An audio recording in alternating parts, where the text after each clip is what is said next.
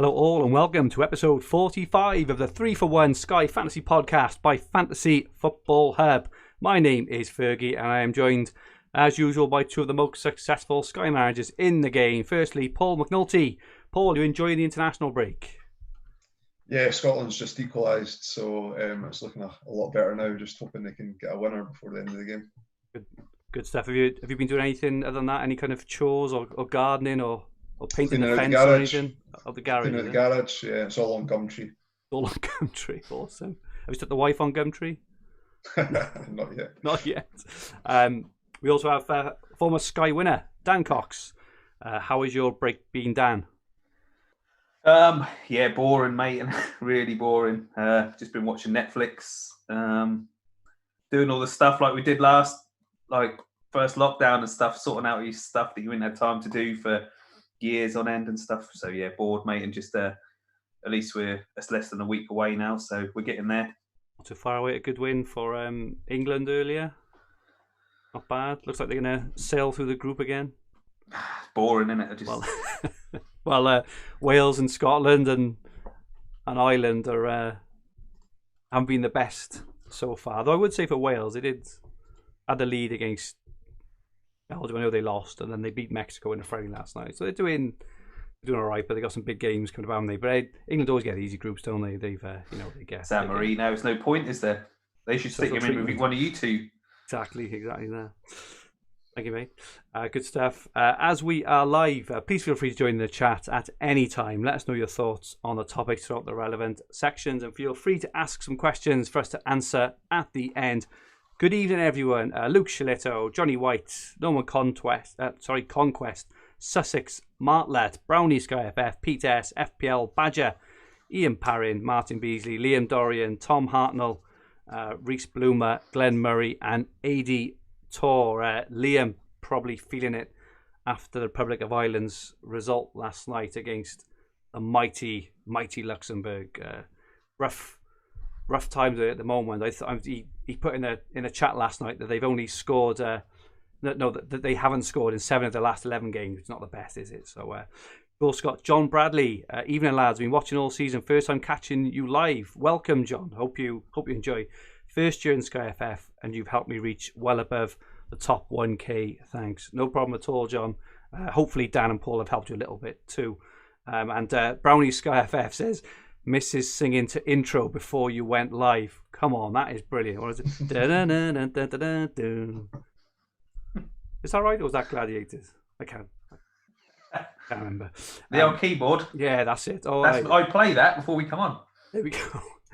For any new watchers and listeners, if you haven't subscribed just yet, please press the subscribe button in the bottom right hand corner of the screen and set the alert so you don't miss our live streams, which are 9 p.m. every Sunday evening right here on this channel. Also, please press the like button if you enjoy our content. So this evening, Paul will share some stats with us as usual. Dan, I think you've got some ownership stats and transfers remaining. We will take a look at the running and try and find some good fixture runs and some differentials. Paul has picked out a few fixture runs. We will look ahead to Sky Game Week 30. We will answer some Twitter questions, give some mini league updates, and finish off as usual with Dan's rant. We've also had some really good questions, some kind of these random questions becoming a bit of a staple at the end of the pod as well. So we will make sure that we answer those as well. So straight into this evening. And Paul, do you want to share your weekly stats? Yeah, I'll just cover off the bonus stats and the total points per player since the overhaul. I always find that's most relevant looking at the last few weeks to make sure that we're covering off players that are... You'll just lean into the mic a little bit more, Paul, that's all right. Yeah, sorry. Yeah. No, I'll cover off the points in the bonus since overhaul. I think it's... as opposed to looking at season long, it's more relevant for players that are in favour just now. So looking at the bonus points, the top 5 since overhaul is Ruben Diaz out in front with 20, Rodri second with 19, Højbjerg on 18, Zinchenko on 17, and then Ramsdale and Meslier both on 16, both from saves points. Three players I think are worthy of highlighting from here, as someone we had mentioned on the pod a couple of weeks ago, was Højbjerg, so he's sitting third overall there. 7.4 million. I know he was a favourite earlier on this season. Kind of favouritism kind of waned a little bit throughout the season, more glamorous picks perhaps, but he's still ticking along really, really nicely. Wilfred Ndidi, someone that we've not spoken about, I don't think, on the pod before. Leicester's got a nice run of fixtures coming up. 8.1 million midfielder. He's picked up 13 points from tackle bonus alone. 8 from tackle bonus and 5 from passes. I think his passing bonus will probably increase over those games as well. Yeah. So he's one to keep an eye on. And then his Leicester teammate Soyuncu. So he was a favourite of Sky Fantasy players last season based on how cheap he was. I think he was around about 6.4 million. He's 8.3 million this year, which put a lot of people off, including myself at the start of the season. But I think we talked about budget not really being a massive factor this season for a lot of high-priced players like Liverpool defenders, not necessarily being essential, and therefore the 8.3 million outlay might be nice for Soyuncu. And then looking at the players' total points since overhaul, top 5, Mahrez 61, Diaz 55, Joachim Anderson 55. Someone had mentioned him in the chat, the last pod we did as well. So great pick out there. Sam Johnston's 4th, and then in joint 5ths, Luke Shaw and Azpilicueta. So 3 players that I thought worthy of highlighting that we perhaps hadn't spoken about before. Luke Shaw, just said there, in 5th, 8.9 million.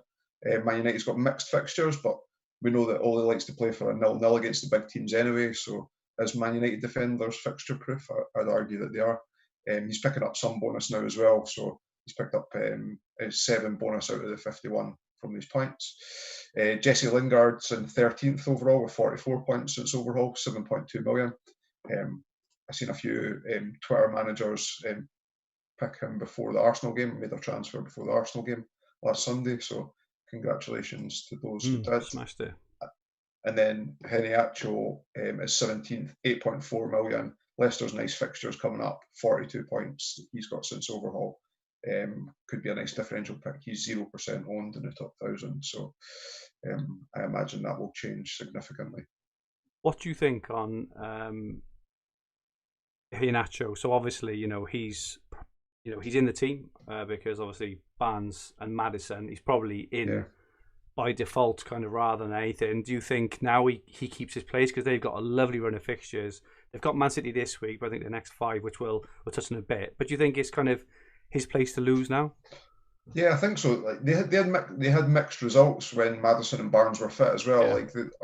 They weren't going on. They didn't go on a losing run, but it was a mixed bag. Seem to have picked up form, playing attractive football again recently because they've changed to that sort of 3-5-2 formation. You've obviously got Pereira out of position as well, although Albrighton did play really well against Sheffield United, so I'm not convinced that Pereira comes straight back in. But yeah, I think it's definitely his place to lose. They play City next against his old club, and then the fixtures change. They play West Ham, and then they've got 4 really, really nice fixtures after West Ham. So I think looking at the West Ham game might be my decision on whether he would be someone that I'd be considering the following week.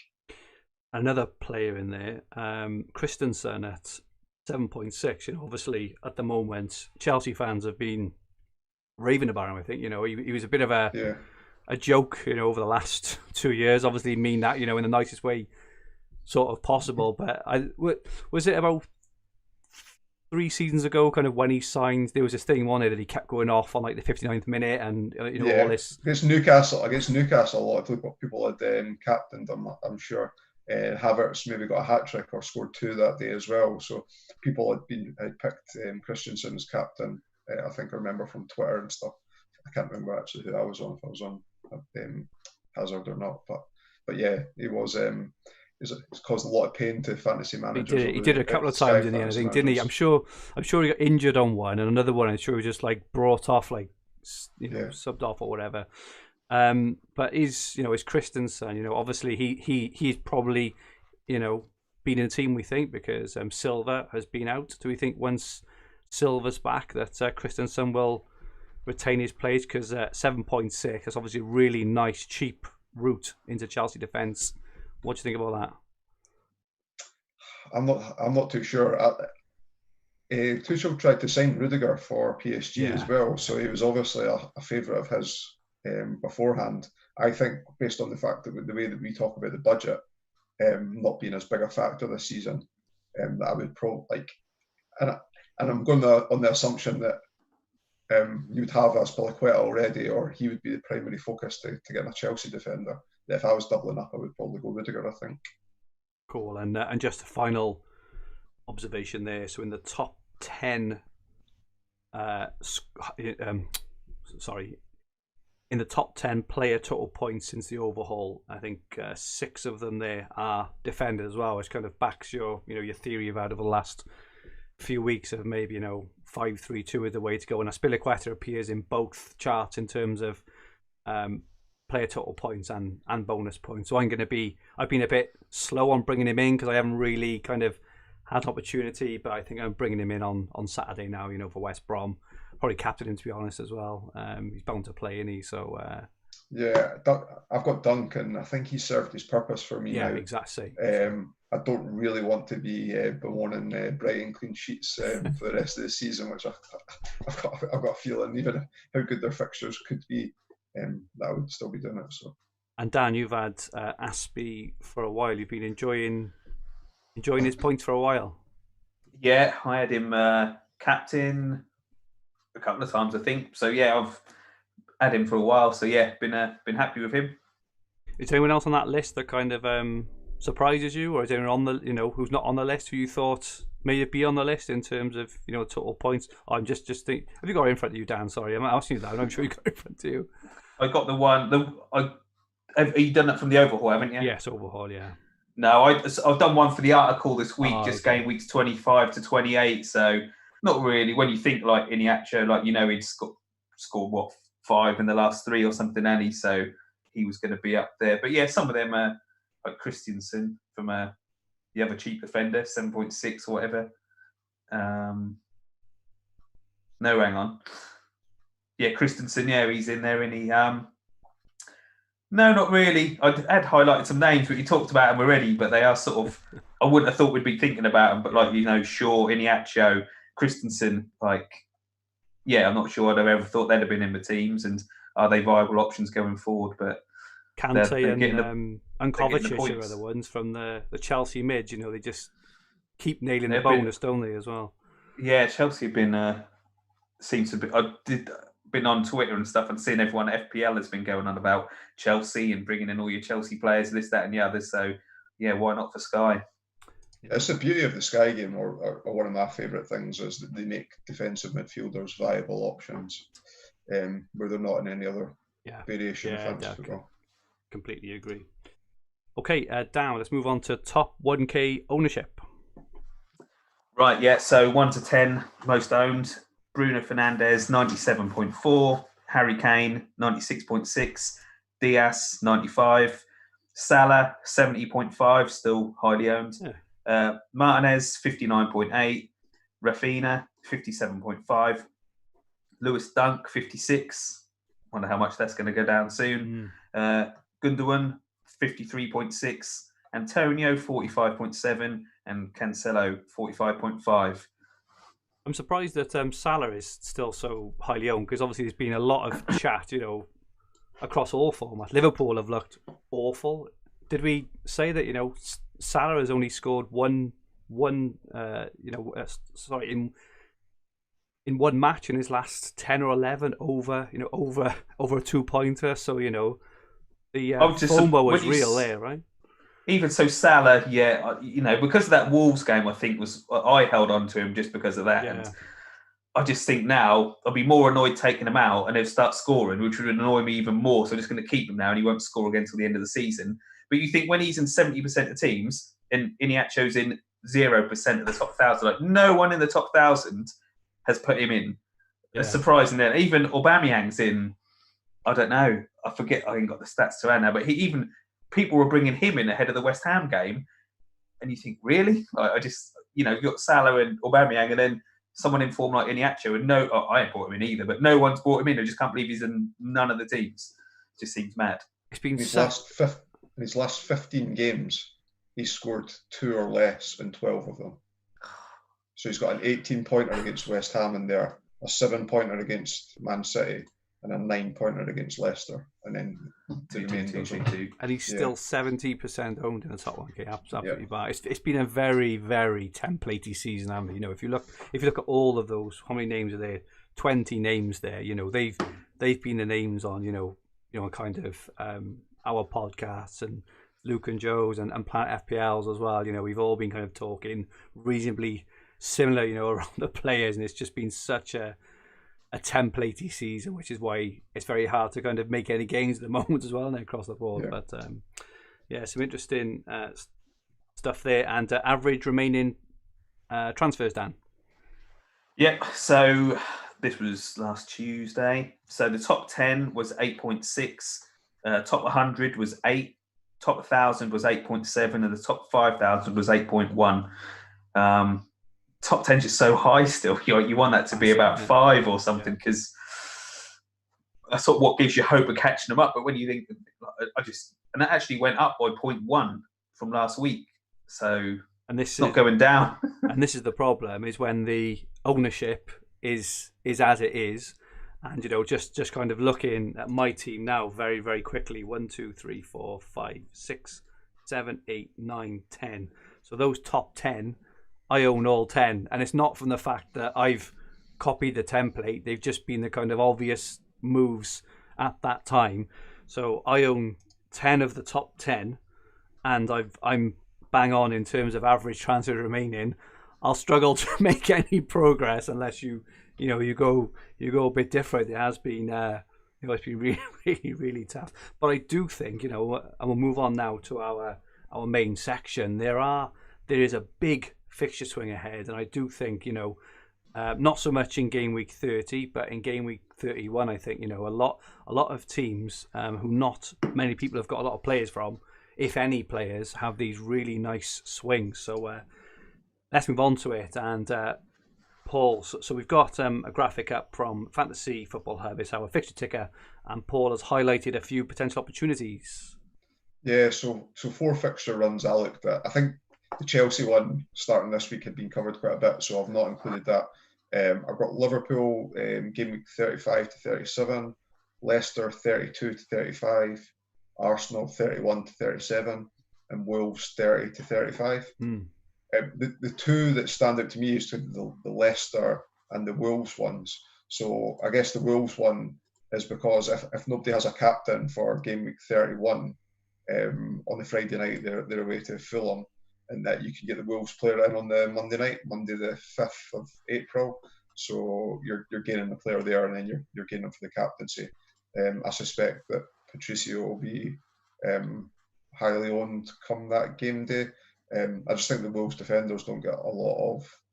There's limited bonus potentials. So I think Neto and Patricio are probably the two standout players from Wolves there. But they do have a nice run after that. And then the other team I want to highlight was Leicester. So from game week 32, so that's the game week where the FA Cup semi-finals are played. So if you're looking at the Sky fixtures, you'll see that Leicester don't have a fixture that week. It will be rearranged for the midweek game. Yeah. And from that game, for the next 4, Leicester have got some really, really nice fixtures. So you can make the gain off a player playing at the weekend that's not had a rearranged game, move on to the Leicester player. So you're getting the initial 2 for 1 or 1 for 0, whatever way you think about it, gain the extra game and then do the running. So we talked about in the actual, we talked about Soyuncu. Another player I was thinking about is Fofana as well. Even like a Leicester defensive double up in a sort of 5-3-2 formation might be something that I would consider at that time, and I'm considering for that time as well. Okay, and the other two you've mentioned, so Arsenal from game week 31 till the end of the season. So this is obviously they've got Liverpool this week, and on the ticker it shows as not a nice fixture, but as we know, Liverpool haven't been playing very well. I suppose the only concern with Arsenal is while they remain in the Europa League, they've got Slavia Prague, but their fixture run from 31 until the end of the season is Sheffield United, Fulham, Everton, Newcastle, West Brom. They've got one hard fixture in Chelsea, and then they finish with Palace and Brighton. You probably can ask for nicer run of fixtures, kind of all on the bounce. Have you kind of spotted anyone, Dan first, have you spotted anyone from that run, any kind of Arsenal players at all? Take you, shaking your head, I'm surprised. No, I think they're going to go all out for Europa League. I might be wrong, but I just... You can't get excited about it, can you? Nah, I can't guarantee who's going to start in defence. It's not like before when we had Holding in for them. Well, you didn't, but we had Holding in for them a couple of 20-pointers and stuff. And Aubameyang's just been terrible. Lacazette, but you can't guarantee he'll start. I just honestly don't know. I think they're going to go more out for the Europa League, so don't interest me at the moment. What about Saka? Just not the sort of player I go for, really. Is he going to get passing bonus or anything like that? Is he going to start every game? Fair enough. Too many questions for me. I just avoid the heartache of going for him, and then I'm not starting this, that, and the other. So yeah, and could totally be wrong. Like I won't put anyone off going for him, but it's just not for me. AD Tor says Leno, which could actually be a really good shout. If you are looking for some Arsenal cover. The thing is as well, I'm always, I'm very aware that we only know the fixtures obviously for this coming week and the week after. We don't know kind of how it's going to go, but I think we've mentioned it a few times that having a spread of players, across the piece is probably a good thing to have anyway. And Bebe has also mentioned Xhaka, who was 7.5 million, and I noticed he was in the bonus your bonus points list. Paul, he was kind of like 7th or 8th in that list, I think. So he could be. He's the kind of player. He's the kind of player that you go for as well, Dan. Right, Xhaka. You like passing, tackling. Yeah, you've always been keen on the sort of defensive. But is he now? Is he now to start all these games? I don't. Yeah. So much I ain't looked at Arsenal. Like, if you started every game, then potentially. But I don't know. Is he? Odegaard 7.7 could be a shout as well, but I would echo what Dan's saying about the nailed onness, and I think that even if there was like a captaincy day in the middle of that run, I would be confident about getting the player in on game week 31 and then playing that. So I think that I would probably wait it out until that captaincy day came up, and then pick up if I wanted to pick a player, pick up based on the starting 11 that day. Yeah, Rob Knight and John Maloney both said. Odegaard as well. John says Odegaard passing bonus last game and has been looking better and better every game. Hard to argue. I'm surprised they didn't get man of the match in the game as well. I thought it was brilliant. And Liverpool, as we've mentioned, so the next game obviously they've got Arsenal away, which isn't going to be an easy game. They then got Villa, but after that they've got possibly the best two attacking fixtures you could have in Leeds and Newcastle before they have United. Then they finish off with the run that Paul has highlighted: Southampton, West Brom, Burnley and Palace. So I've been holding on to Salah primarily because I didn't want to waste a transfer taking him out and bringing him in, because I knew I'd want him back. Is that kind of what you've done, Paul, or have you kept him because of his ownership? Or like if you take any actual out of the situation, because he might be an anomaly and we know that he might lose his place when Barnes and Maddison came back, I was just thinking, like, even if I move to the 5-3-2 formation, I'm probably not going to have Liverpool defenders, or potentially not have Liverpool defenders. So I've still got the budget for the team that I want. I don't think I'll be getting KDB in, so my midfield isn't expensive either. So I've still got budget, and I just think, like, is there anybody else really that I want that's raking in points that's playing up front just now? Bamford's not got great fixtures at all, so I've kept them in, and I guess to what you're saying, knowing that I'd probably want him back in for that run later on. I've just sat with him. I've not taken him out, and he'll just remain in the team, I think. What I'd like to do, if I could, I know we can't in Sky, but if you were like FPL and you could do a free transfer or whatever, I know they're probably different positions in that, but I've got Salah, but I'd love to have Jota instead. I think I'd rather have him, but I'm not going to waste the transfer taking Salah out for Jota. Yeah, and he's a striker, right? I think if Jota was like a midfield, I think he'd be different as well. But Luke Shilito says Xhaka has started every game since Boxing Day, the last 15 Premier League games. So that is someone for something to think about. I'll write him down and something to look into. There you go. And Tom begins with Hartnell. an X, Dan. And Cheers, mate. And Tom says the only Arsenal player I think will start every game is Leno, maybe Xhaka as well. Chris D stuck Jota in and captained him. I'm assuming that was against Wolves, wasn't it? Obviously, Yeah. I think he got the goal, didn't he? So very good. Mo is so short of form; it's just wishful thinking. Like I do remember back in December, right, when Man City, I think they were on a run of not scoring more than one goal in like 11 games, and everyone was like, I look back. I wrote my Hub article this week, and I did the Telegraph podcast this week, and I looked at my Telegraph team that was in place right at the start of January, and it didn't have one Man City player in it, because at that time they would. But these teams, and Liverpool are one of these teams. They're an elite Premier League team. Their form can turn, and this is the thing. If we're talking, about maybe some other kinds of teams, but I do think the top 3 or 4 teams. I'd probably put Spurs in there, with Kane as an example, right? If Kane doesn't score for 6 games, do you honestly think he's going to go another 6 without scoring? He's far more likely to score a couple of braces in those. I know that Liverpool's and Salah's form is really poor form has been extended, but I do think this fixture and now combined with the fact that if Liverpool go out to Real Madrid as well, they're gonna have to really try and push to get into Europe. So I wouldn't be surprised in those final 8 games if you see Salah scoring 5 or 6 goals personally, but maybe that's some kind of bet we can have there, Dan, maybe. But he is a transfer in and out, and this is the problem. If Salah does score a goal or 2 in a game you don't expect him to, people will be clamouring to get him in for the next game, because that run just goes on. And if you've used transfer to take him out, it's another transfer to get him in again. As long as your team is like solid enough to carry you through and keep you afloat with keeping him in there, which the vast majority of teams are, I think that I think he's worth a hold personally, but we'll see at the end. Those who've taken him out have had the laugh so far. It'd be interesting to see who has. I don't know though, because they people ain't had him and had like Ollie Watkins or something, but it's like, well, he ain't done anything either, and no one's been. You took a risk not having Salah, but you've got away with it. But then the player you've had hasn't done anything anyway. But Salah's still the 4th highest owned player in the top 1,000. So for me, there's more of a risk to take him out. So I'll be holding him. I think that goes back to the point I was saying about the strikers and having the 5-3, playing the 5-3-2 formation and just keeping Salah as a second striker. And that, he's not been great at all, but nobody's really punished us. Like, no strikers really punished us that people's moved on to. Norman Conquest also says Trent is a really good shout for Liverpool's running. Can't really argue with that as well.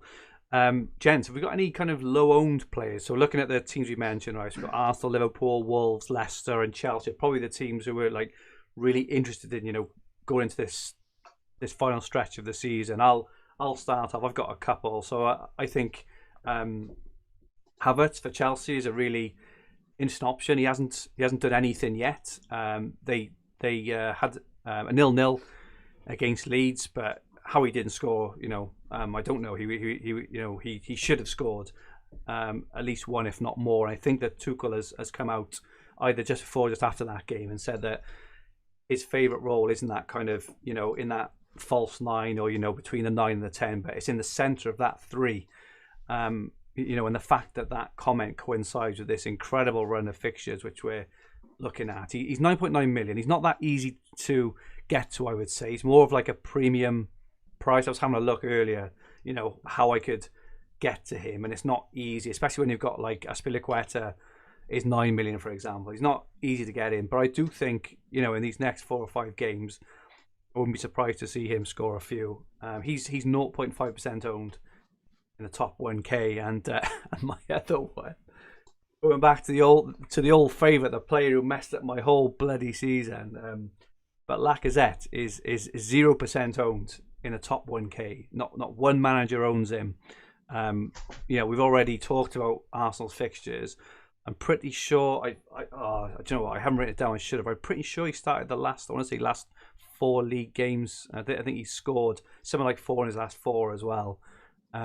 When he's on the pitch and Aubameyang isn't, He's on penalties, and I just think, for maybe a little bit of a, if you're looking for a gamble, like you say, it's kind of similar to Salah, right? You don't have to pack your team out with gambles, but just having one player in there, if they do well, can really kind of shoot you up. I think Lacazette could have something to say, in this back end of the season.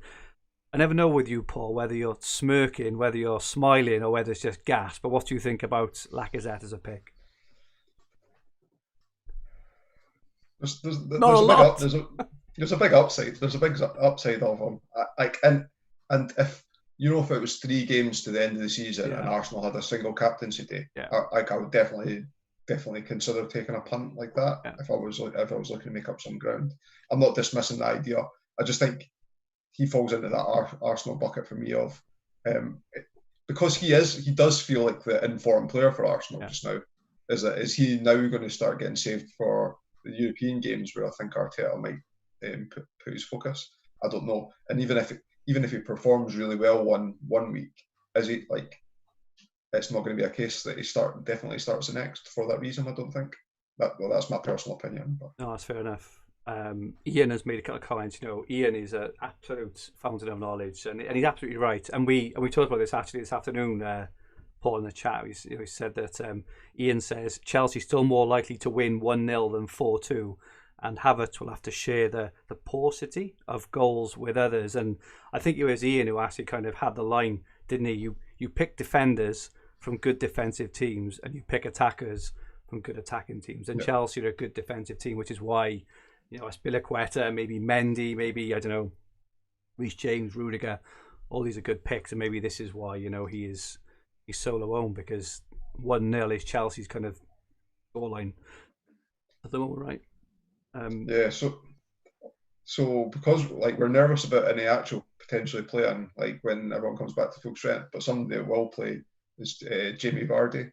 He's only 5.4% owned. I know Dan says he's never getting him back in his team ever again, which I can understand why. I've had similar frustrations with him this season, but I can't remember apart from him being injured, his ownership being as low as 5.4% in the top 1,000 as well. Leicester's obviously got those great fixtures. We know he's going to play, so therefore, if we didn't see their team sheet but wanted to put the captaincy on him, he's on penalties as well. Yeah. Dan, any kind of low-owned players you've had your eye on? I think we have mentioned most of them, but I'd like Iheanacho. Whether I bring him in now, I don't know. I might wait till when Paul said after the FA Cup weekend to bring him in that midweek. But in 0% of the top 1,000 teams, 8.4 million, scored 40 points in his last 3 games. He's one. Luke Shaw, you mentioned, in 5% of teams, 8.9 million, scored 28 points in his last 2.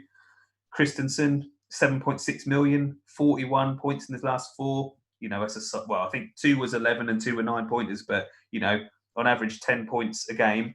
He's in only 15 teams in the top 1,000. And then Mendy, Chelsea goalkeeper, again 40 points in the last 4, 7 million. He's in 1.5% of teams. So people are looking to go from Man City to Chelsea, something like that. I say something different, but we'll all do it now, won't we? Because everyone's listening to this and all that. So maybe the percentages will go up, but do you know what I mean? That is something that could be different, but might not end up being different. But they were just some I highlighted and jotted down just because they were really low ownership. Tielemans is another 2.9%. Really good player, Tielemans, yeah. A bit of a strategic question here, because we are getting now to the point of the season, right? So, we've just mentioned all these kind of obvious hop-ons, a couple of low-owned ones in there as well, which is really, really good. But in terms of chasing mini leagues, in terms of hitting a point of the season where, let's just say, I'm in a mini league and I'm 50 points behind. I think for example, Dan, I'm 40 behind you at the moment, right? At what part of the season do we decide, right, kind of now is the time to kind of go for it? Because up until now, I've taken an odd punt, right, and so far this year, most of them haven't worked. Still, decent rank. I think I'm 132nd, right? So I can't moan at all, right? But the punts I have taken at the moment kind of haven't worked. But in terms of when to actually go for it, in terms of attack your mini league, or if you're placed, I don't know, maybe 30th overall, and you're not happy finishing 30th overall, you really want to try and win the whole thing. What kind of game week? So we're coming up to up to game week 30 now. Obviously, it finishes in 30. I think it's Sky game week 4, wherever it is. But in 37. At what point do you actually get hit that moment and think, right, now I've played sensibly all season. I've got myself into a position to actually win my mini league, or potentially even win the whole thing, for example. At what point do you hit the button? Dan, obviously being a previous winner, have you got any immediate thoughts on this? As for winning it, it's hard, because everything is going to sound obvious, but every transfer, I'd win Sky every year, right? Because the moves I make are always the same. It's just the players don't score hat tricks and braces when I bring in him and captain him. So it's just everything just fell into place. It was like, I'm going to move him in for 2 games, bring him back in, take out Salah for 2, and then bring in, something like that. But I don't know. It is a case I didn't look at the ownership when I won it. I was just doing my own thing on my own. There weren't any podcasts about, were there? There weren't anything on Twitter very much. And don't know, you just sort of did your own. I'd chat to Paul. We had our little WhatsApp group and chats and stuff, but it weren't as big as it is. So now, when you look at the ownership, me, I think I'm 52nd, but looking when I think I've got 9 of that 10, and thinking, how am I going to make up 100 points when who's in that top 10's probably got about the same amount of transfers as me? How can I do that? When you go through the captain each day and you look at the most obvious, don't know, Azpilicueta, Bruno, Kane, Salah even. Do you know what I mean? But and you think, well, I'll go for that, but they're going to go for that as well. Yeah, it is. I always find it hard, because when you do then try to think, okay, I won't go for Bruno, I'll go for Rashford or something like that. 9 times out of 10, it don't work out well, does it? So, don't know. It is hard. I'm 52nd. I just don't want to finish in the top 100. I would like to try to win it in top 10, or win some cash, or a PlayStation 5 or whatever.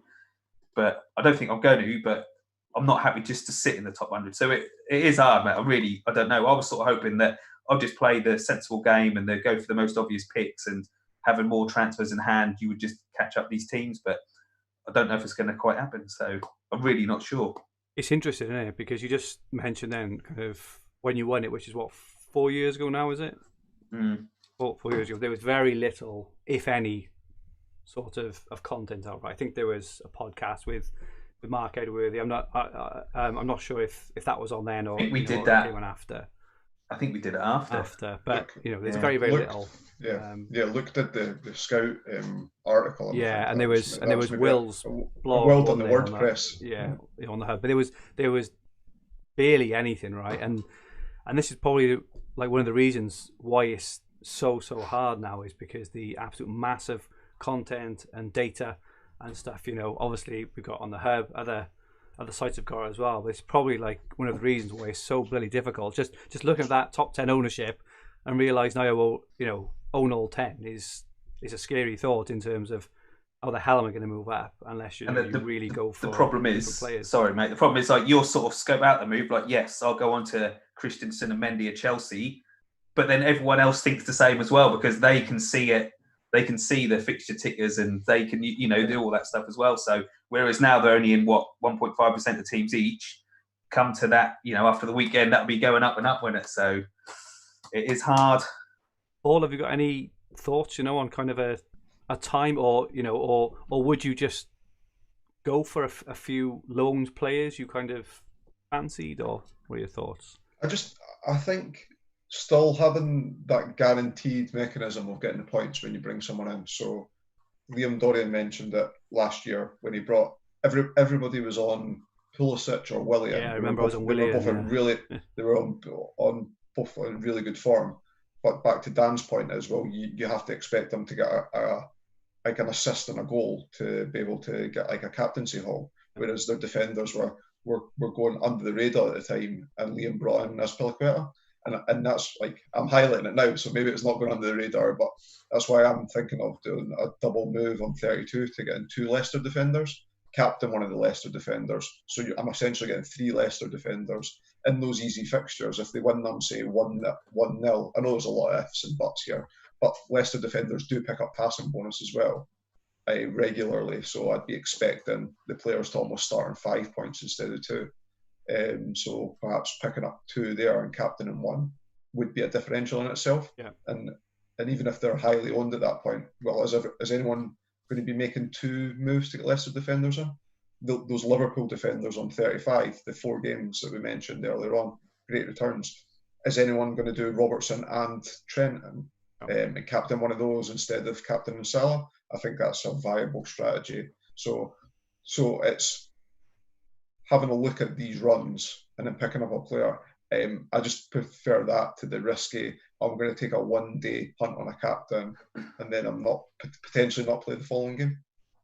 It very rarely works. Speaking from experience, obviously, right? It very, very rarely works. And I think I've come round a bit this year. It was the same last year, I think we even talked about it a bit. In our pre-season sort of strategy pod. Where you've got like a single game week, and the team hasn't got a good run before or after per se, but we kind of plan very intricately to kind of get that play.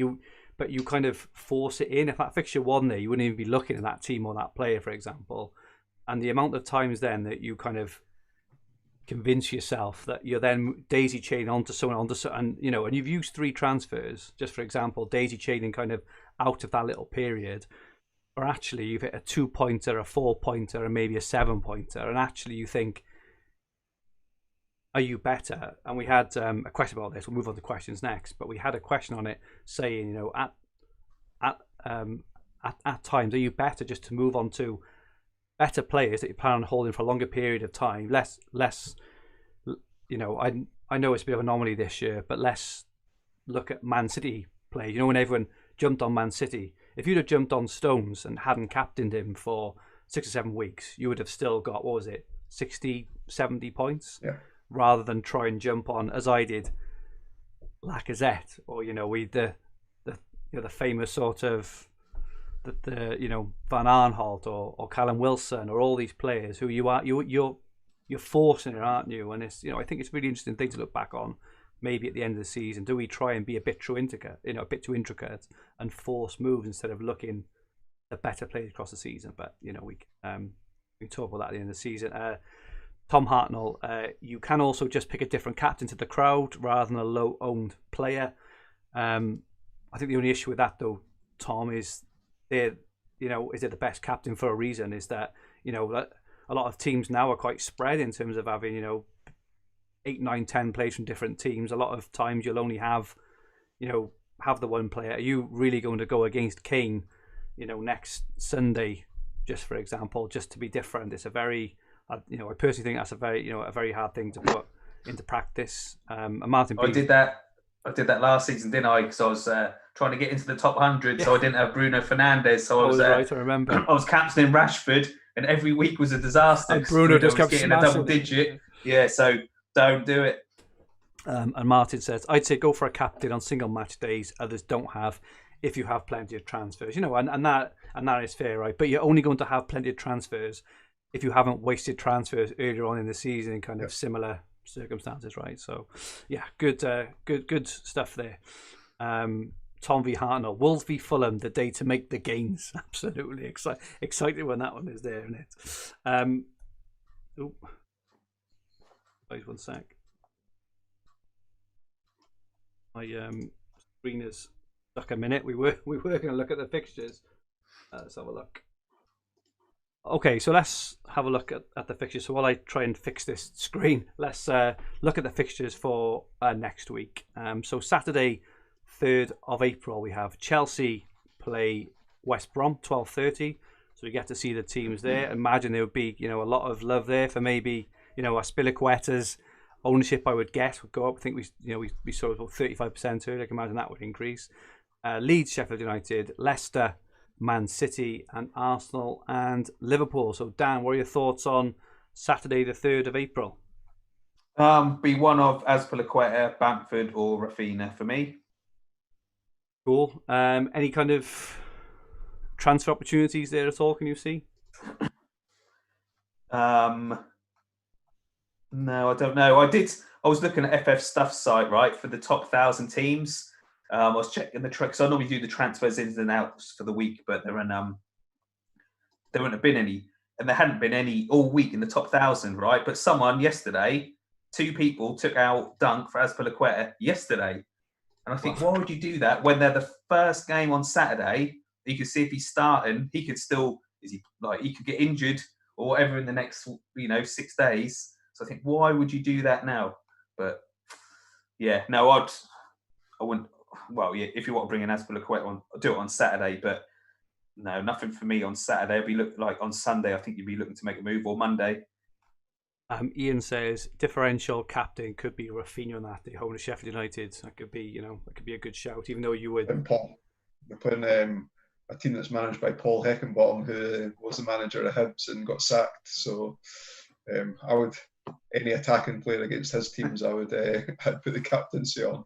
Yeah, indeed. Tom Hartnell, Dunk to Aspie and captain for me on Saturday. I think that's the exact same move. Same, I'm doing as well. I think a lot of people, and this is why we can't move rank.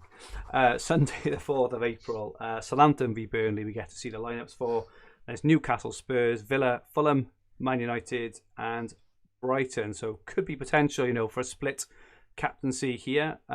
Paul, who are you on for this day? Yeah, well, I think I'm going to captain Kane, just based on how bad Newcastle's been recently. Yeah. Dan, are you tempted by Bruno home to Brighton? No, I think I'll go for Kane as well. Okay. Adi and Luke are going for Leeds players on Saturday. So Adi's going for Dallas captain, and Luke is going for Bamford on that day as well. It's hard, hard to argue. They're really, really good fixtures. Yeah, good ground to be made if it pays off as well. Absolutely, especially for Dallas. If he can get an attack in return and keep a clean sheet, you'd be absolutely laughing. Yeah, I think. Sorry, at the moment I've got it on Azpilicueta for the Saturday, and I've got it on Kane as well for the Sunday. Especially after his performance this evening for England as well. Kane just looks, absolutely on it at the moment. And then Monday the 5th, this is maybe a bit more interesting. Everton played Palace. We see the lineups for that. And then Wolves and West Ham. Dan, captain, who's the best captain on that evening, do you think? So it's pretty blasé, but one of Calvert-Lewin, Antonio or Lingard, I think. Yeah, and Paul? It'll be Calvert-Lewin for me, but I wouldn't. If people were bringing in Patricio for Wolves, might be a good shout as well. Yeah, so we will touch on this now. So we've got some questions around it, but yeah, so I think I'm going for Calvert-Lewin. In that one, we see the team sheet as well. I'm not sure if we had an update actually about Patricio with his injury, which may be a concern. In terms of putting him in on that evening. If the presser is kind of vague, hopefully he'll make it sort of thing. It may be a bit of a I'm not sure if it's a risk or not because he plays again on the Friday anyway, doesn't he? But you'd be gutted if you stuck him in for the Monday and he didn't play on the Friday as well, I suppose. So maybe something to think about there. Norman is going for Lingard there. Lingard obviously has been on form. So in terms of questions then, so the first one, so we've had questions of Glenroy, Wolves defender or Chelsea defender or both or none even. So Glenroy asks that. Tom Hartnell, seeing this annoying Wolves v Fulham single and genuinely tempted to do Martinez to Patricio. Wolves have a great fixture run and defenders don't really get bonus, so I feel Pat is the best pick. What do you guys think? Stiggy says, looking at doing the same thing, Sanchez to Patricio, was set on going for Mendy until that fixture dropped, and there was a couple of other people who asked about that as well. Asked about Patricio. Sky Fantasy Football bullshit. Is Patricio an essential now? So I'm not sure he's essential, but Paul, you've done your homework on this. What are your thoughts on Martinez or Sanchez or whoever else onto Patricio? It seems like one of those ones that is an easy move for someone that doesn't have captaincy. I think, was it Glenroy that asked about the Wolves defender or Chelsea defender? Yes. I wouldn't pick any Wolves defenders for the reason being that they don't pick up bonus ever. Cool.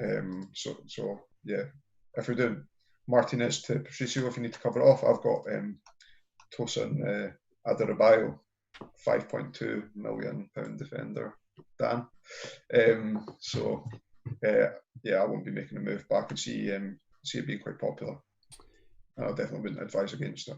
Yeah, so I think I'm doing that exact move, but also part of the reason as well, I'm not just doing it to cover a captaincy, kind of as we just talked about, right? Just to cover captaincy, a way to transfer Villa's fixtures. So I've got Martinez; he's been absolutely amazing, but Villa's fixtures for the next few, so they will have Liverpool, then they'll have West Brom, then they've got Everton, Man United, Palace, Spurs, and Chelsea. They do have a rearranged game to go in there as well, but I don't really like the look of those fixtures there, and I think that Patricio could potentially get 3 or 4 clean sheets in those six games, and you get the captaincy out of him as well. So that's my kind of rationale. And Martin asks, will Patricio be fit? We haven't got a clue, Martin, at the moment, so we're gonna have to wait for the pressers. I think I think the news after the game, what I saw was he was up and about and he was talking and stuff. So you just kind of hope it's a bit of concussion and nothing more sinister there. But as I say, you could probably risk putting him on the Monday night anyway without seeing the lineups, with the hope that he plays on the Fridays. Even if he doesn't play, you haven't kind of missed out anything. Then you just got to obviously hope he plays the Friday, because then it is a bit of a disaster then, isn't it?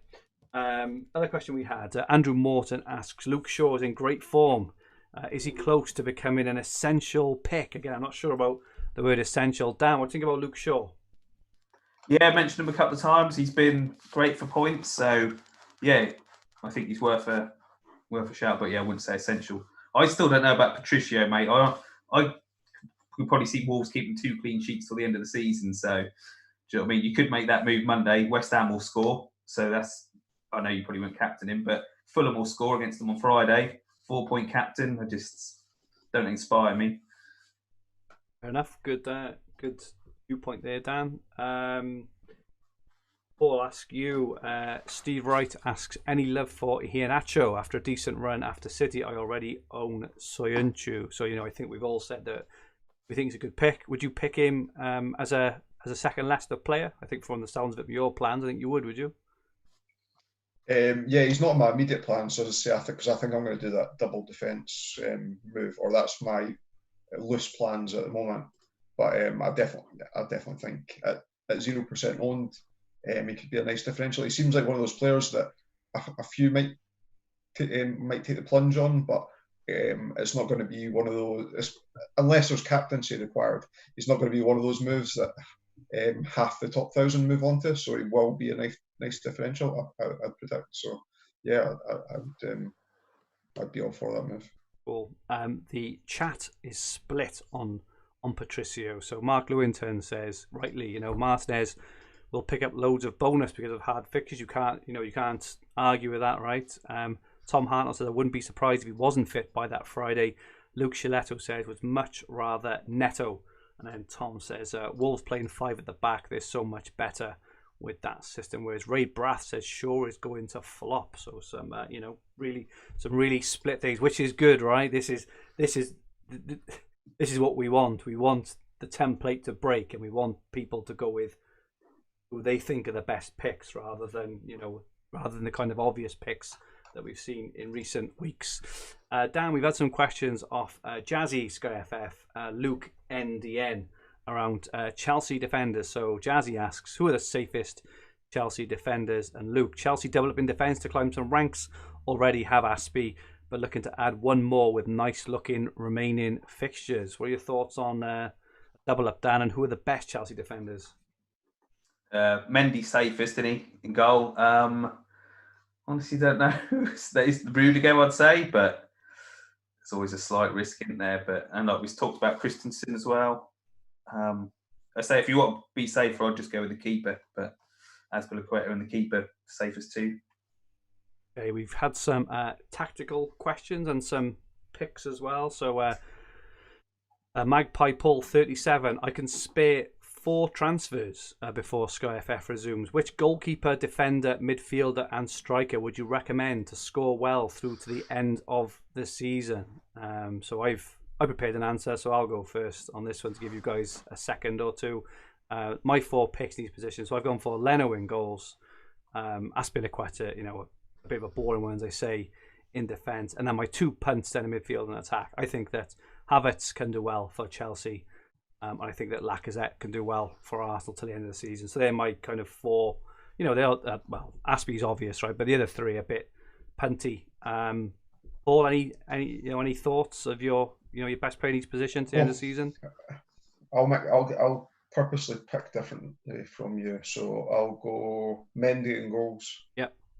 Soyuncu at the back.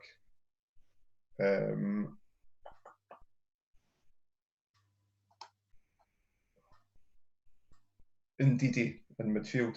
Wow. And a striker. That's pretty hard to deviate away from. I've already said 2 Leicester. No rush, Paul. People want to go watch Line of Duty. Sorry. I'll just stick with Kane. Okay, cool. Yeah. Dan, anyone? Mendy, Azpilicueta, Lingard, Jota. Nice. Interesting point in the chat from Wanda Cat Venus.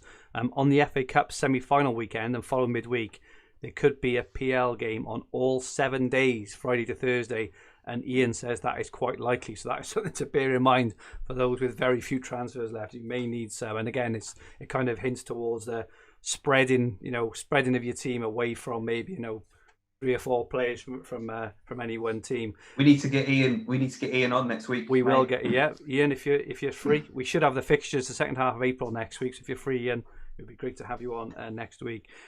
Martin Muldoon, City assets got rid of all but Diaz. Do you reckon there's a time to go back in for them? I don't think so personally. Paul, can I ask you? No, it would have to be after that blank game week because City played the extra game already as well, so they're 1 game down to everyone. So if you're jumping back on, it would have to be after that. I'm not going back KDB this season. It just frustrated me too much earlier on in the season. And if City play and I don't see the team sheet, I'd rather just captain Diaz. So I'm going to sit with Diaz and no other City players, I think. Cool. We had a question off Steve Wright around mini league tactics. So he's first in a paid mini league with a 180-point lead over second. I have 6 transfers remaining. Second place apparently has around double that. He puts apparently, in kind of apostrophes. Do I push an attack or save transfers for potential injuries? I've planned on Martinez to Patricio Monday, but wary. Dan, I think you said on Twitter you'd answer this, wouldn't you? Right, mate. So, Steve? Right, 1, I wouldn't tell him how many you got. I don't know whether you have. And he's probably just bluffing you saying he's got double. What do you say, 180 points, 180, mate? That is massive. That's ridiculous. You could get hit by a bus, mate, and still win that. That's not a problem. You won't be alive to collect the winnings. But I'd just start getting in his head and just be like, can you, if it's a cat, you might as well give me the money now and just tell him you've got I'll just big up how many transfers you've got left. But you can just say, well, I'm just going to pick Kane and I'm going to pick Bruno. You can go and pick Rashford and all these random ones because you've got to catch me up. And you've got your hand on his forehead, keeping him at arm's length. There's no danger. Just say, good luck next season, but this season's done really. So just get at him a bit. But I'll just play it safe and go for the obvious. And you don't need to take the risk. You're forcing him to take the risk. So I think it's job done, mate. 180 points. I think you got it in the bag, Steve. 180 points with 6 left as well. You can cover all the big hitters. You can cover, all the captaincies. You're absolutely laughing.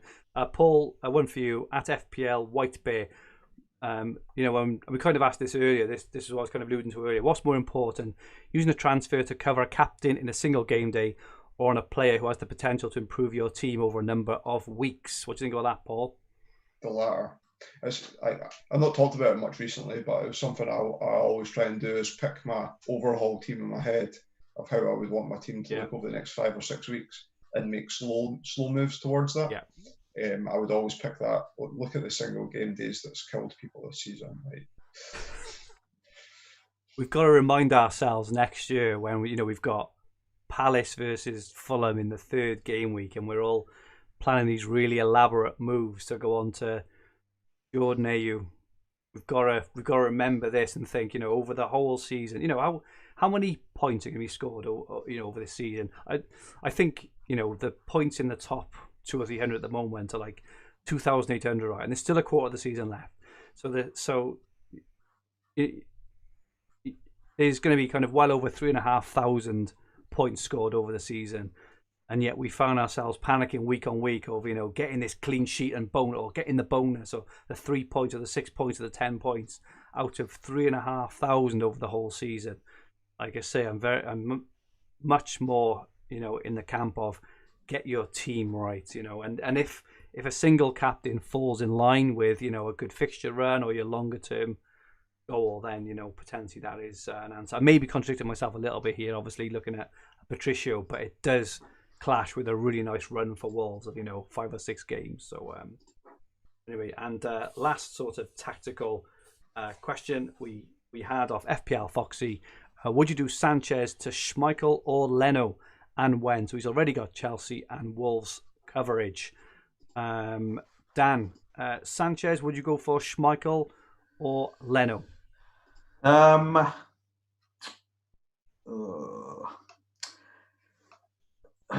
Without sort of any further fixtures, it is hard to say really.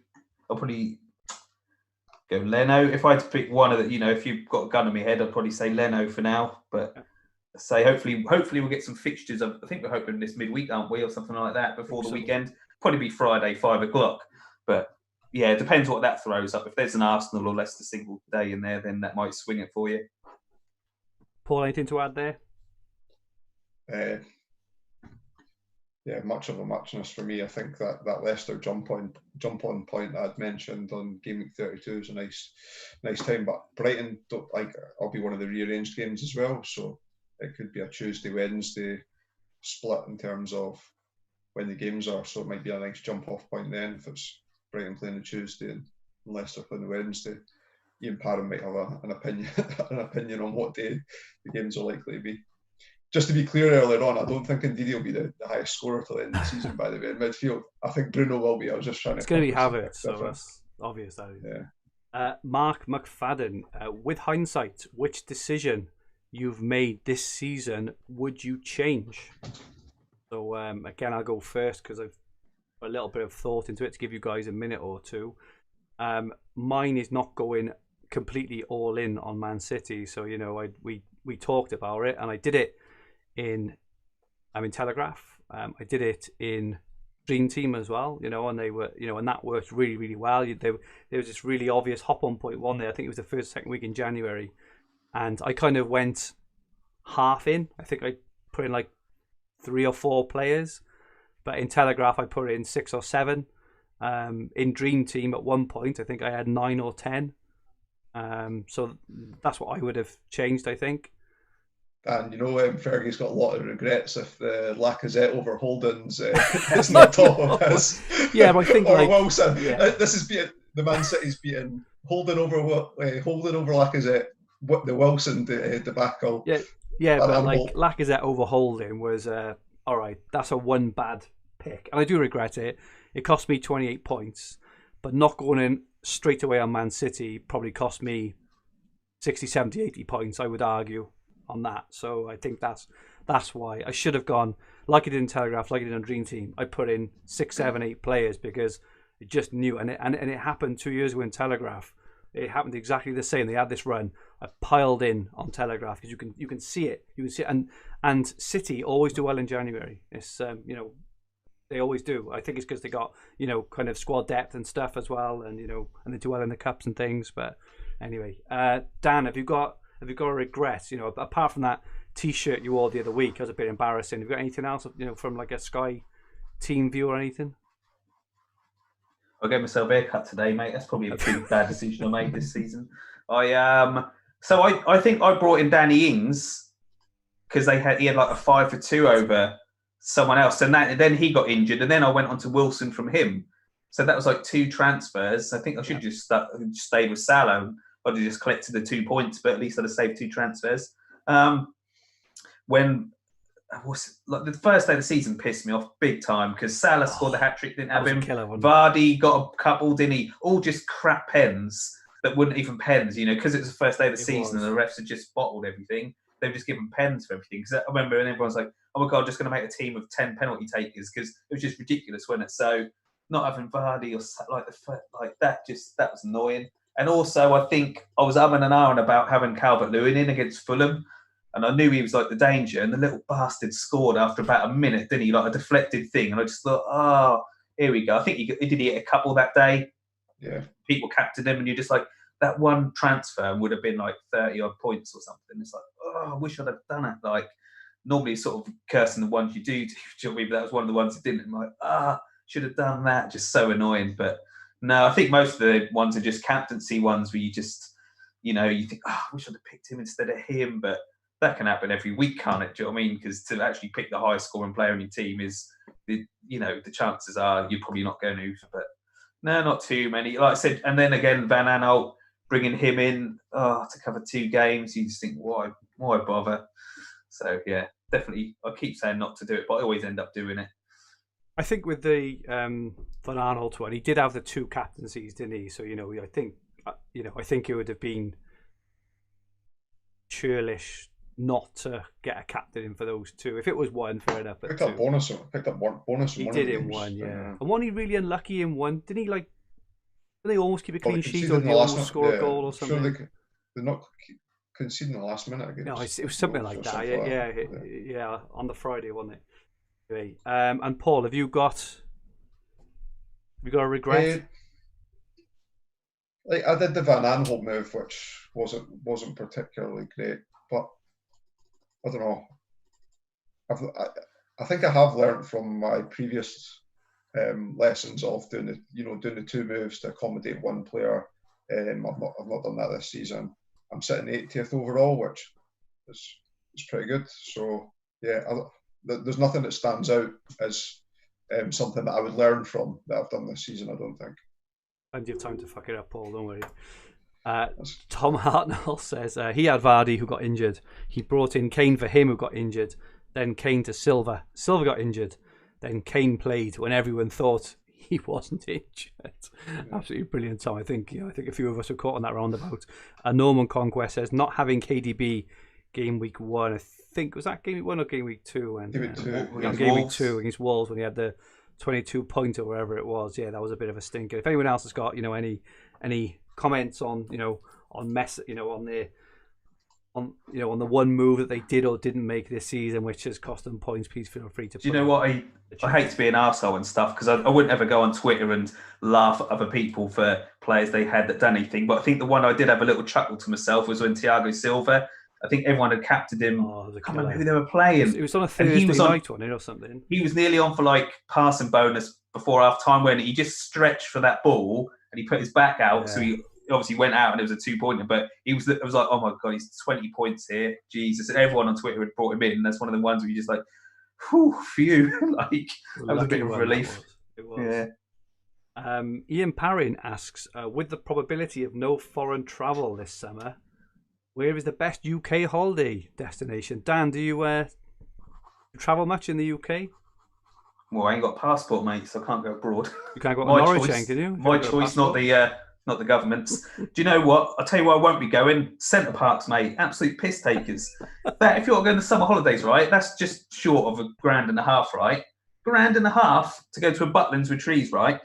You have to pay for everything. And then I was even looking at it online, right? You can only go swimming twice in the whole week, and they tell you can go for 2 hours twice. Well, we normally go every day. You can't go to the restaurants. That'd be takeout anyway. It's like, and you got to pay more. It's like, surely that should be half price. So won't be going there. Plus, you heard about Centre Parks. If you go on the route, like the rumour about it, if you go on Mumsnet, Centre Parks, if you Google that, I can't really talk about it on here because we'll get some complaints. But Google that. But I won't be going to Centre Parks again. Rip off. Dan, you're near the Norfolk Broads. That's a nice area, isn't it? Yeah, desirable place to be and live, mate. Yeah. Anywhere you would go, Dan? That have you got a destination in the UK? I don't really like leaving Norfolk, mate. To be honest, got to Skegness or something, but I don't. I like staying here. Paul, weird people about the country. Paul, have you been around? Have you been around the UK? Have you got a favourite destination or two? The Isle of Skye's nice. Oh, okay. There's a town called Plockton. It's just before the bridge there. It's nice. A nice resort as well. The weather's good, but you can't the weather in Scotland's always worse than everywhere else in the UK. I'm biased, but if anyone hasn't been to Tenby in West Wales, I would highly recommend Tenby. We're about an hour and a half away from that, and we always have a really good time there. And we take the kids down caravanning down in Breen Sands. We don't stay in the Pontins because we had one pretty bad experience. There's a load of caravan parks around that area, and it's absolutely beautiful down there. It's fantastic for the kids as well. I've been to Cornwall a few times as well. I do like the drive around Cornwall and all that place. So yeah. Martin says West Wales. I think Martin is from West Wales. I think from Carmarthen. Martin is. Norman says I'm going to a place called Embo. 7.5 hours drive. Flip a neck, Norman. Get on a plane, you cheapskate. Oh no, you can't, can you? A 7.5 hour drive. That's a hell of a drive. That is. Just some answers on some of the mistakes people have made. Reese Bloom, and my mistake was going Patricio over Martinez at Overhaul. I think a lot of people, it was definitely a 50-50, and I think that Martinez owners landed on their feet there because it wasn't obvious at that time. Mark Lewington said the same. Bear. He also went for Lacazette and Van Aanholt, the same as me, and Bear and Callum Wilson. So yeah, we all did the same moves there. Bear completely agree there. And Geo Boys, 2 transfers used for 55 minutes of Harvey Barnes. Absolute nightmare there, Gio. Yeah. Luke Shillito says, love Tenby. Yep, absolutely, Luke. It's absolutely brilliant. And John Maloney would love to see the Scottish Highlands. And Tom Hartnell says, that Pontin is in the news all the time, Fergie. Honestly, I went once, and I'll tell you a really, really quick story. I'm not exaggerating. We went in there. It was one of the chalet things. It was when our kids were really, really young. We only went for a couple of nights. It was like a special offer on, right? So we went there. And the mats that go kind of around a toilet, they go around, which you put your feet on, I suppose, is what they're there for. we walked in the bedroom and they had them super glued onto the walls as headboards for the beds. And I am not exaggerating. And I was like, oh my goodness, and just the whole room was stuff like that. Tom says the entire ceiling collapsed in the cabaret room onto the guests. I can believe that, Tom. But I don't give it some bad press, right? The surrounding area is absolutely stunning. I would highly recommend it. FPL Badger just Googled Mum's Net Centre Parks and wish I hadn't. Well done there, Dan. Couple more questions. One off Mark Sky FF. McDonald's, KFC, or Burger King? Paul, you don't strike me as a person being, a slim guy with that firm jawline to eat much of that stuff. But have you got a favourite? You have KFC in Scotland? I do, yeah. If I was getting any, probably McDonald's. Wow, okay. What was that filth you sent us a picture of the other day? Oh, Pizza Crunch. So in Scotland they do deep fry everything. So when you go to the fish and chip shop, I don't even know if fish is the most common thing that you get in a fish and chip shop here. Genuinely, they batter like king ribs, black pudding, white pudding, chip steaks, king ribs. Never even heard of most of this stuff. But they do a thing called the Pizza Crunch, which is basically half a margarita pizza. Slap it in batter and then chicken. So when Scotland sing to France like rugby and football stuff like that, we're going to deep fry your croissants. So to Italy, we're going to deep fry your pizzas, which is a common chant. Like we literally do. That's absolutely superb. Dan, have you got a favourite? McDonald's, KFC, or Burger King? McDonald's. I think I've only been to KFC twice and Burger King once in my whole life, or just McDonald's. 2 double cheeseburgers, medium fries, strawberry milkshake, McFlurry. Thanks. Oh, God, you know your stuff there. You've jumped on the last question there. I think my favourite of those is probably KFC, but I do like the McDonald's breakfasts. The old muffins and all that stuff. And finally, what is your go-to McDonald's order? So Dan, you just answer that. Paul, What is your go-to McDonald's order? This is off Ron. McChicken sandwich meal with strawberry milkshake, and the chicken select. I'd get them as a chaser. I was going to say that's old school there with a chicken sandwich there. I worked at McDonald's for a few years when I was in college and stuff. I really enjoyed it. Does anyone remember the McRib? I don't know if any of you guys remember that. Yeah.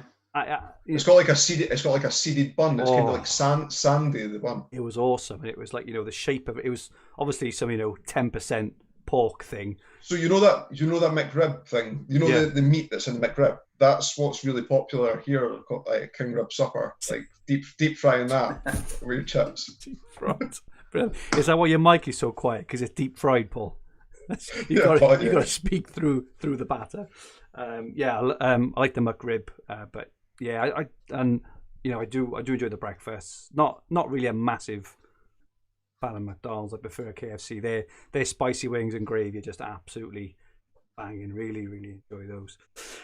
Okay, enough of this tomfoolery. Let's move back to Sky and finish off with a couple of the mid-league updates. So Hub £500 League update.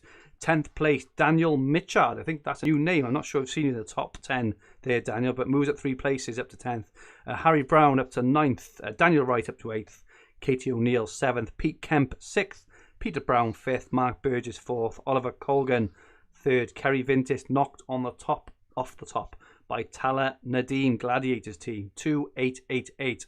Well done, everyone there. Absolutely superb effort there, everyone in the top 10. And moving on to the Four Nations League, Liam's second team and my podcast team have tailed right off. I think we both given up on those. I hope we have anyway. Dan's second team is in 6th. My first team is in 5th. Then we've got Paul's teams in 3rd and 2nd. Just ahead is Liam, who is 2nd on 2793. And top of the shop still of the Four Nations League at the moment is heading to England. Fantasy Football Hub, Dan's team 2805. Great work, Dan, though. Getting nervous. It is very, very tight. There's only 44 points. Well, I say only 44. That's quite a lot between my team and your team. And you've got 2 of Paul's teams and Liam in between. So it is quite tight. So Havertz and Lacazette, hat tricks are going to bring me right back into that, no doubt. Finally, then, we move on to Dan's rant, a late one this evening. Apologies to everyone for the late one. I know everyone wants to get off, including me. I promised the wife, as soon as I get off, I'm going to go and watch Line of Duty. For anyone who hasn't, get on that. Dan. Get on that. What's upset you this week? Do you know, I've had 2 weeks of stuff to upset me, right? Christ, here we go. So, right, I love FF stuff. He's a top guy, right? But he's put a picture of Woody next to me on the thing, right, on the leaderboard. I spotted that. I was just like, what is this? So, the annoying thing is, right, I always wanted a nickname, like the Boss, El Patron, Chief. I end up with Sheriff. Woody. And then I get people like Corf editing, photoshopping pictures of me and Betty naked on horses and stuff. So that don't go well. Like, if you haven't seen that, go on to Twitter, onto Dan's timeline and look at that. That was absolutely brilliant. You and not if you're on the work computer.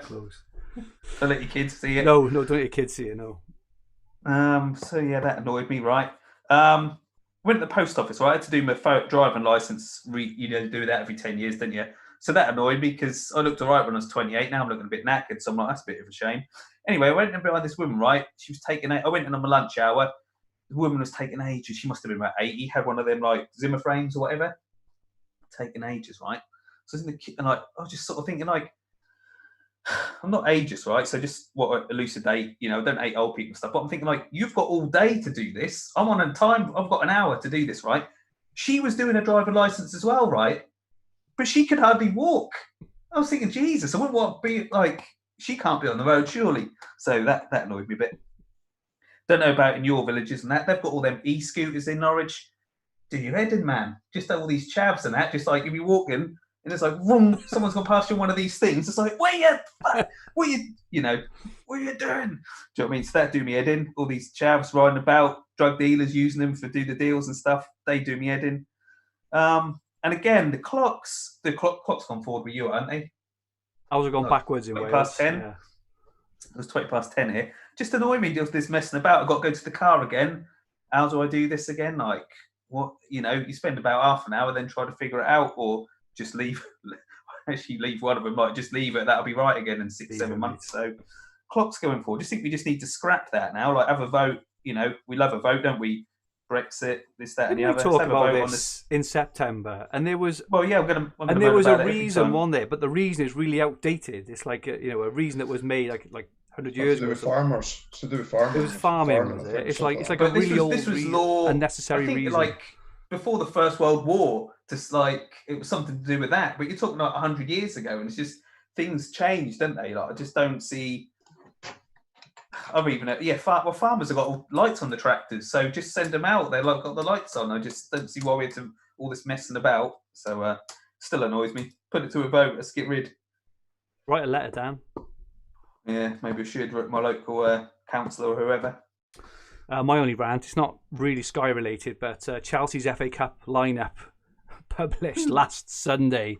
I was in B&Q, and it had massive effect in Telegraph as Paul knows, because Paul messaged me absolutely raging, and also in Dream Team as well, because both in TFF and Dream Team the FA Cup counts, and Chelsea posted a really strong 11, and based on that I made 4 transfers in my best team in Telegraph and 2 in my other one.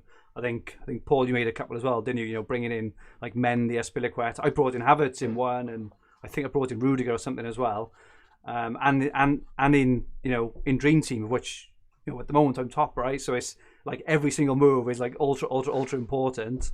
So we made transfers, and then they decided 20 minutes later to release a completely different team with 8 players had changed, which included Mendy out, Azpilicueta out, Havertz out as well. So you can't reverse them in Telegraph. So we were stuck with these players. Thankfully, they play again, obviously, on on Saturday, and thankfully I managed to reverse it. In Dream Team, because you can in Dream Team, but yeah, what an absolute, like, that could have cost people a lot of money. It was awful. And then they even changed it again because they changed someone on the bench or something, but it was awful. It's one of Dan and I's mates, John Webb. He always doesn't do his transfers until 5 minutes to the game kicks off. I could understand that. And I always slag him for being boring and but I came back and bit me. Can you remember that with Zeko a few years ago? I brought him in. Oh, I did exactly the same thing. And he got injured in the warm-up. Yeah. And then do I use another transfer to then bring in like Balotelli or whoever, or just that was right around Christmas. It was in December, and Aguero got injured, and so Zeko was on for a run of games. And as you say, saw the lineups, brought him in, and he got injured at 5-3. So he's already wasted a transfer. Do you waste another one?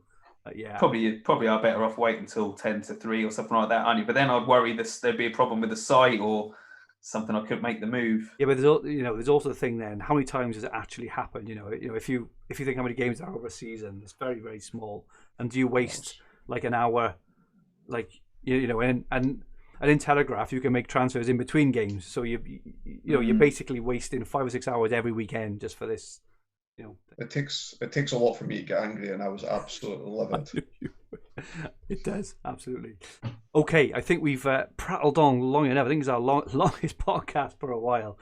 Thank you so much, everyone, as usual, for supporting us and for interacting with us on this live stream. Could everyone please retweet the podcast? We tweet it out later or tomorrow morning. Norman Conquest has never had a McDonald's.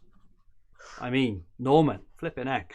Was it Norman that had the chicken and chips from the Indian in the 1980s? No, that was someone else, wasn't it, who said I was right, basically, and just, I don't know, Little Englander or whatever, wasn't it? Oh, it's because you hadn't heard the samosa, so that's right. Yeah. So Norman's never had a McDonald's, and he's also the one who drives 7.5 hours away. So, Norman, you're one of a kind there. Stop at the services on your 7.5 hour drive and just have a hamburger and medium fries from the Saver menu. Just give it a whirl. Dan, where can people find you? Twitter, DanCox82, and I've got an article on the Hub coming this week. Depends when the fixtures come out. So yeah, nightmare. That'll be on there this week. Be on there before Saturday. Cool. And Paul, where can people find you? Twitter at Paul McAnulty1, MCANULTY. Cool. And my Twitter handle is at Fergie222. This is our 45th podcast. So in 5 podcast time, which I think will be either Game Week 34, or 35, it'll be our 50th. It'll be our half-century anniversary. We're trying to have a think of what we should do to celebrate our 50th podcast. So if anyone's got any ideas for give that. Away a mug. What's that? Give away a mug. Should give away a mug, Fergie. Oh yeah, we'll give away a mug for sure. Yeah. We stopped doing that, haven't we? We'll give away a couple of mugs on that. But if anyone's got Get them t-shirts printed up. Okay. I asked you before the stream, guys, what should we do? And you guys, I don't know, let's ask him. So I'm asking him. And now you're coming out with all the answers. Do you know what else would be good? Send in gifts. Send in gifts if you're so gifts or gifts, because I can imagine there'll be a lot of Woodies going around on Twitter if you're asking for gifts. Oh God, no presents, buck fast, that sort of stuff. Okay, so Glenn, if anyone has got any ideas at all, please let us know what we should do for the 50th episode. I think on Game Week 30, I think on the last one of the season, I think we're wearing suits. Is that right, guys? Or two of us are wearing. Dan and I are. 2 of us are wearing suits, and one of us has got to wear drag, whoever comes last. You'll be in the missus's wardrobe, mate. I will, sadly. Okay, this podcast. Not for the first time. Not for the first time, thank you, mate. If you like what you watched, please click the like button and remember to subscribe.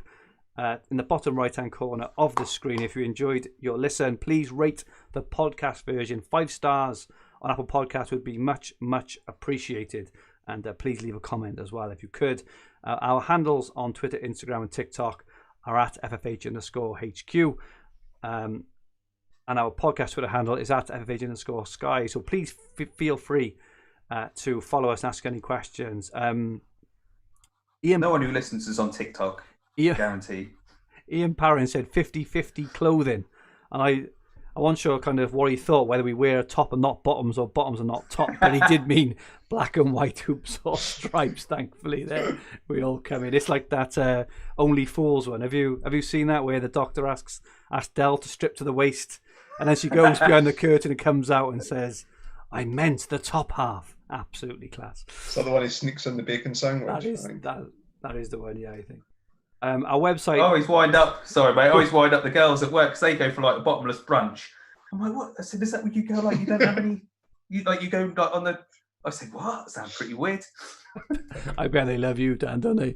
Our website, fantasyfootballhub.co.uk, where you find everything you need for fantasy football all under one roof, including player comparison tools, the fixture ticker, Opta stats, top player team reveals, and much, much more. Good luck to all our watchers and listeners for next weekend. We'll be back next Sunday evening at 9 p.m. chatting some Sky and a load of bollocks as usual.